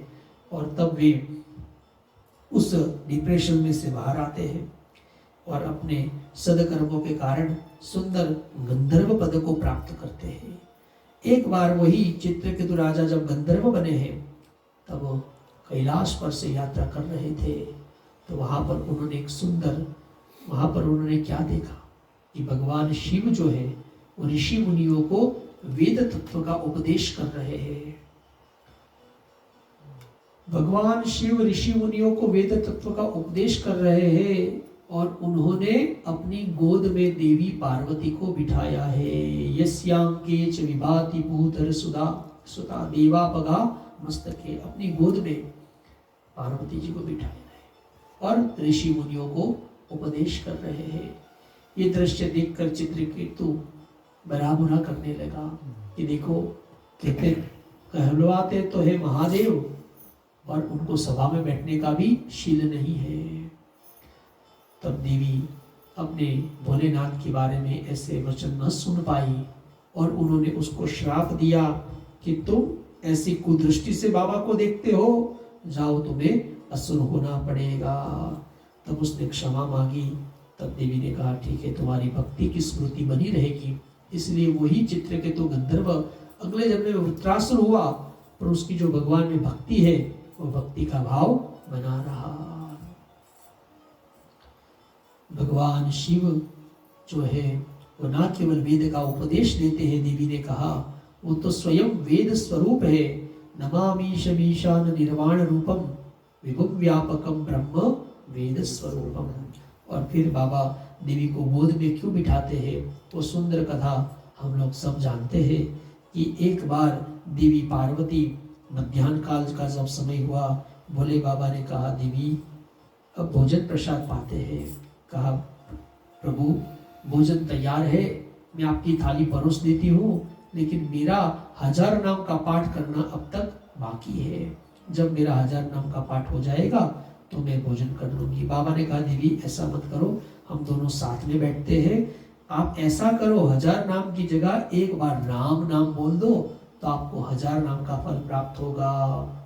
सहस नाम सम सुनि शिव बानी, जपी जेई पिय संग भवानी। तो देवी ने तुरंत ही कहा राम और भोले बाबा के साथ भोजन के लिए बैठ गई। भोले बाबा इतने प्रसन्न हो गए कि देखो देवी कितनी भोली है, कितनी श्रद्धामती है। कुछ आर्ग्यू नहीं किया कि ऐसा नहीं, ऐसा क्यों, 1000 नाम इक्वल टू एक राम नाम क्यों, उन्होंने तुरंत मान लिया। तो हर्षे हेतु हेरी हर ही को किय भूषण ती को। भोलेनाथ इतने हर्षित हो गए, कहा ऐसी भक्तिमती देवी को तो मेरे से भी ऊंचा आसन देना चाहिए। तो उन्होंने अपनी गोद में देवी को बिठा दिया और किए भूषणती को उन्हें अपना ऑर्नामेंट बना दिया। जैसे हम हमारे हाथों के ऊपर कंगन पहनते हैं, हम हमारे गले के ऊपर नेकलेस पहनते हैं, ऐसे देवी को अपना ऑर्नामेंट बना दिया। किए भूषणती को। इसीलिए भोले बाबा देवी को गोद में बिठाते हैं। और उस दिन देवी को उन्होंने अपनी अर्धांगिनी बना दिया।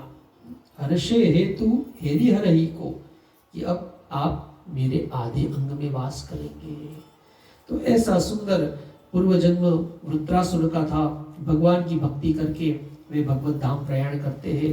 6ठे स्कंद में अंत में मरुद गणों की कथा आती है कि अदिति जो है उनके पुत्र देवता हुए और दीति जो है उनके पुत्र दैत्य हुए।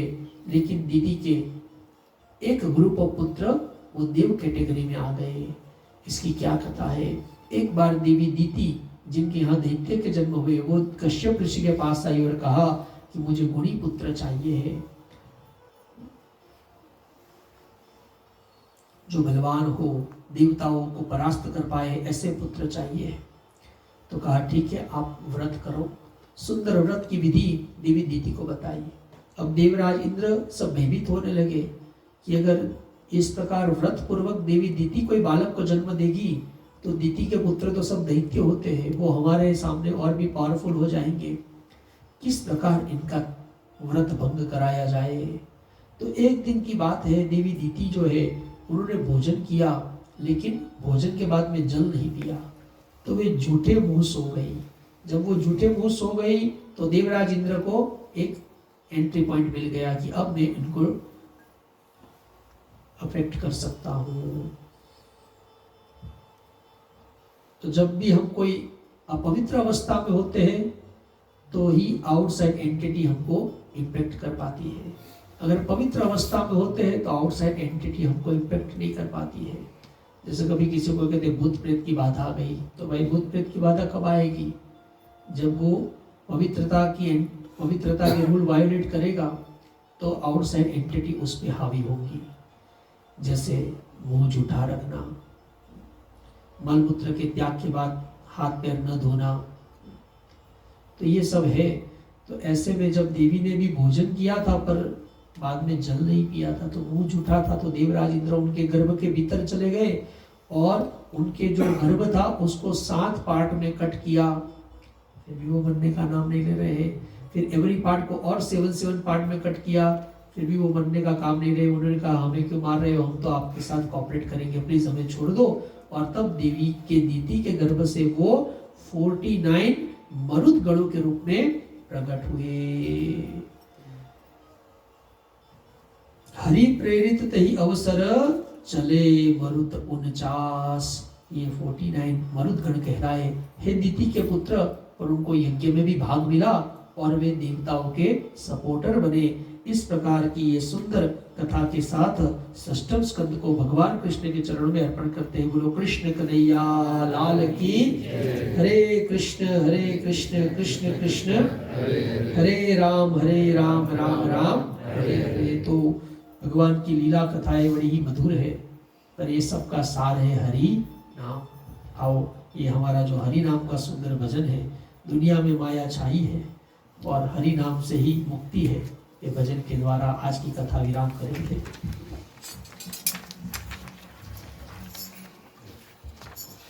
दुनिया में माया छाई है, हरि भजन से माया जाती है।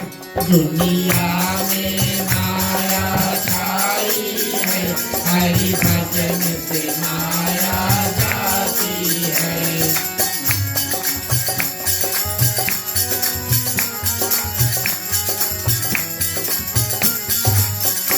सत्संग की महिमा भारी है, माया को दूर भगाती है। सत्संग की महिमा भारी है, माया को दूर भगाती है। संतों के प्रेम बनाए रहे, हरि भजन की माया जाती है। दुनिया में माया छाई है, हरि भजन से माया जाती है।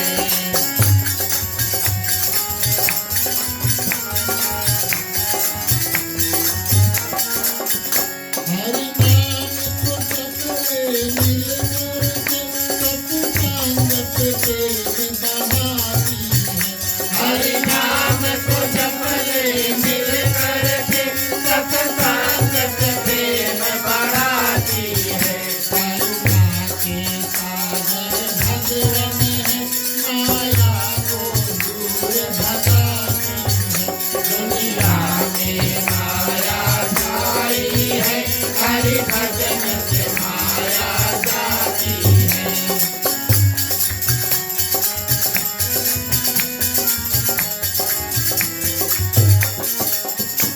भक्ति से हमें ज्ञान मिला, बन वैरागी हमें जीना है। भक्ति से हमें ज्ञान बन वैरागी हमें जीना है। भक्ति का मार्ग उत्तम है, माया को दूर भगाती है। दुनिया में माया छाई है, हरि भजन से माया जाती है। दुनिया में माया छाई है, हरि भजन से माया जाती है। हरि भजन से माया जाती है। कृष्ण कन्हैया लाल की जय। आज तीसरे दिन की कथा यहाँ विराम करते हैं। कल चौथे दिन की कथा में हम लोग भगवान श्री कृष्ण का जन्मोत्सव मनाएंगे। तो सबको कल आना है और कृष्ण जन्म के उत्सव में जुड़ना है। जय हो। आरती करेंगे।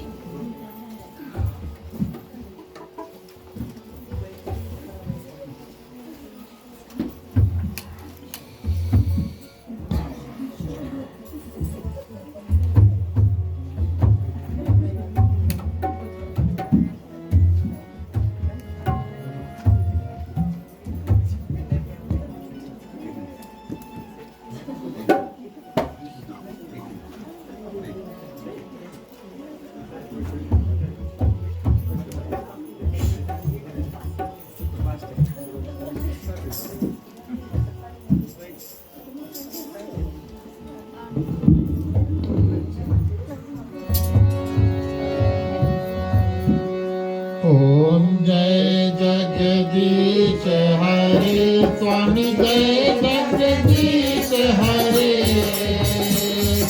भात जनों के संकट, दास जनों के संकट, तन में दूर करे।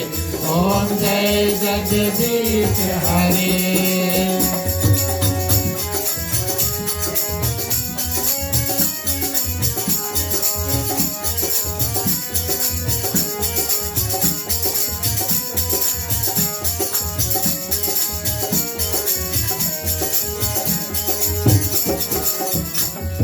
जो ध्यावे पलकावे दुख दिन से मन का, सुख संपत्ति धर आवे, सुख संपत्ति धर आवे, काश मिटे तन का। ओम जय जगदीश हरे।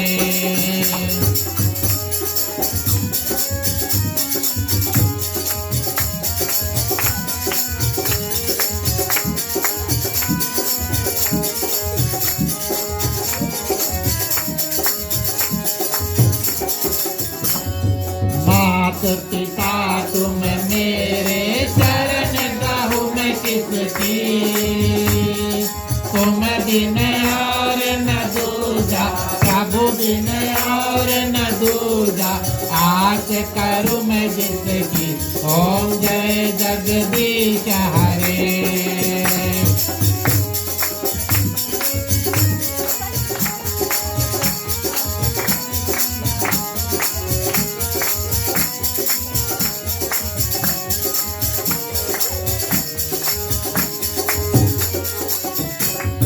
तुम पूरन कर महात्मा, तुम अंतर्यामी, पार ब्रह्म परमेश्वर, पार ब्रह्म परमेश्वर, तुम सबके स्वामी, ओम जय जगदीश हरे।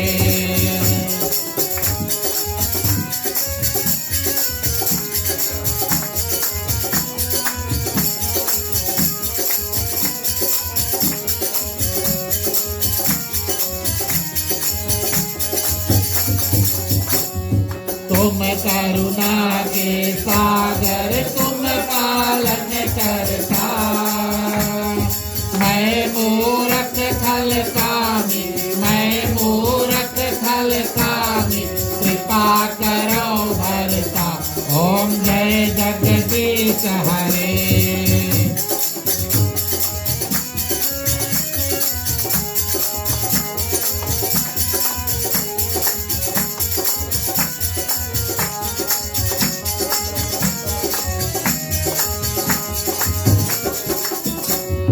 तुम हो एक अगोचर सबके प्राणपति, किस विधि मिला हूँ दया में, किस विधि मिला हूँ दया में, तुमको मैं कुमति, ओम जय जगदीश हरे।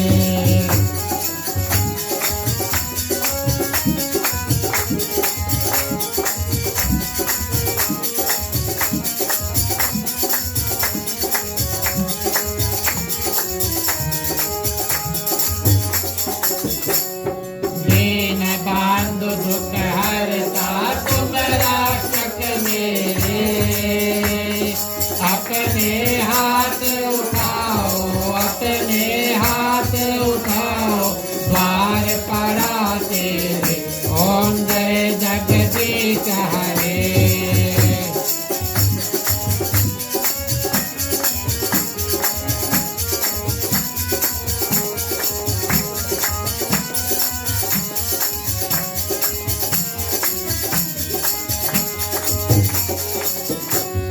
विषय विकार मिटाओ, पाप हरो देवा, श्रद्धा भक्ति बढ़ाओ, श्रद्धा भक्ति बढ़ाओ, तन तन की सेवा, ओम जय जगदीश हरे।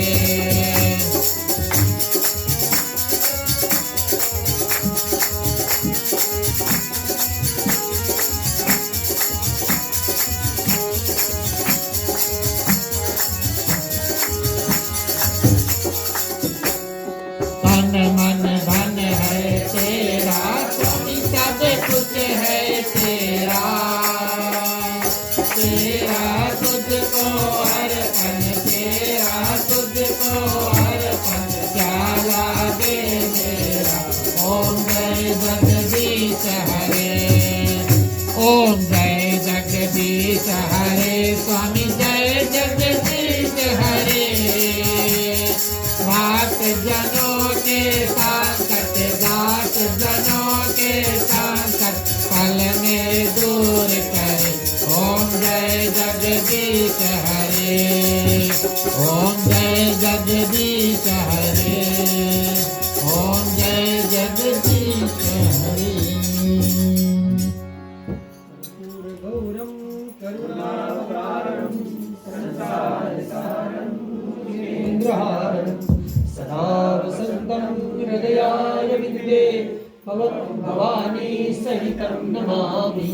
मंगलम भगवान् विष्णु, मंगलम गरुडध्वज, मंगलम पुंडरीकाक्षो, मंगलाय तनोहरि। सर्वमंगलमांगल्ये शिवे सर्वार्थसाधिके, शरण्ये त्र्यंबके गौरी नारायणी।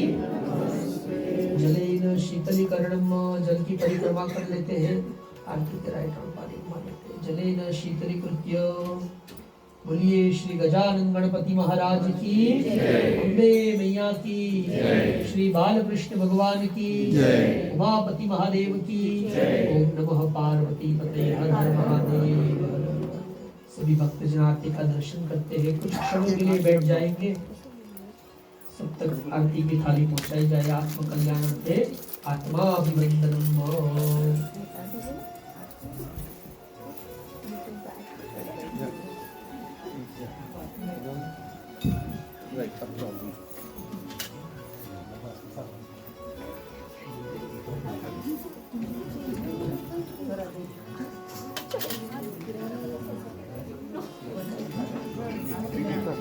आप दोनों धीरे से हैंड वॉश करो और एक एक पुष्प हाथ में लेके भगवान को पुष्पांजलि अर्पण करते रहो। जय हो।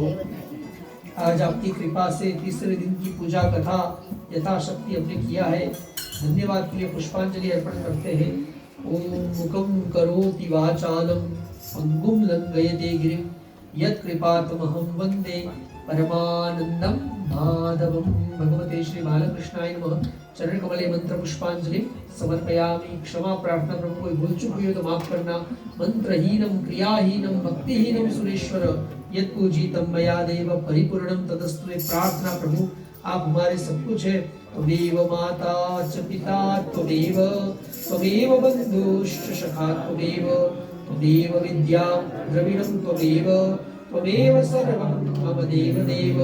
हे प्रभु आज हमने जो भी कुछ अच्छा किया है आपके चरणों में अर्पण करते हैं। कायेन वाचा मनसेन्द्रियैर्वा बुद्ध्यात्मना वा प्रकृति स्वभावात् करोमि यद्यद् सकलं परस्मै नारायणायेति समर्पयामि। तीन बार बोलते हैं श्री विष्णवे नमः, श्री विष्णवे नमः, श्री विष्णवे नमः, श्री विष्णवे। विष्णु स्मरणार्थ परिपूर्णतास्तु। खड़े होकर सबको राम राम जय सिया राम करते हैं।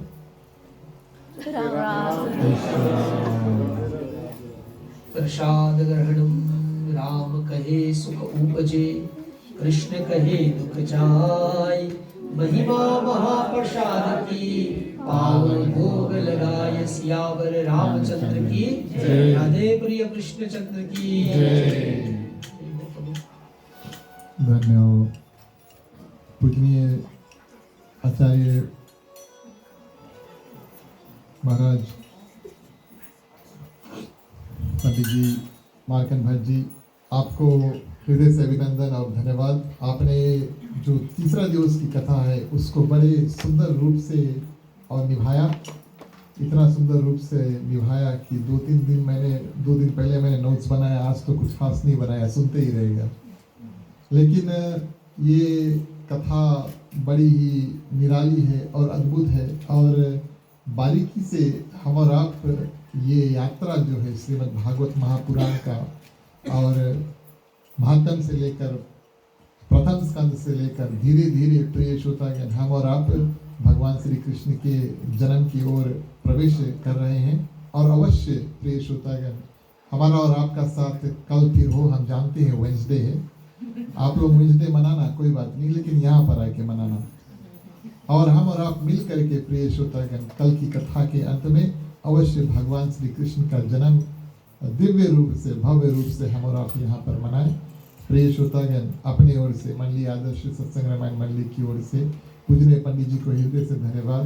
ग्राम मालिक मालकिन श्रीमान श्रीमती राकेश राम समस्त परिवार की ओर से उनके ग्राम में आप सभी को हार्दिक हार्दिक स्वागत अभिनंदन और धन्यवाद। निमंत्रण को स्वीकार करके आप आए हैं। आप सभी के लिए प्रसाद है, आप सभी के लिए महाप्रसाद है, इसे कृपया करें। मुख्य श्रोता परिवार को, ग्रस्त परिवार को आशीर्वाद धन्यवाद देकर जाए, ये हमारा और आपका कर्तव्य बनता है। इसके बाद में हम और आप मिल करके समय हो थोड़ा देर कीर्तन अवश्य करेंगे। जो लोग गाना चाहते हैं वो आगे आ जाए। बोलिए सियावर रामचंद्र की जय।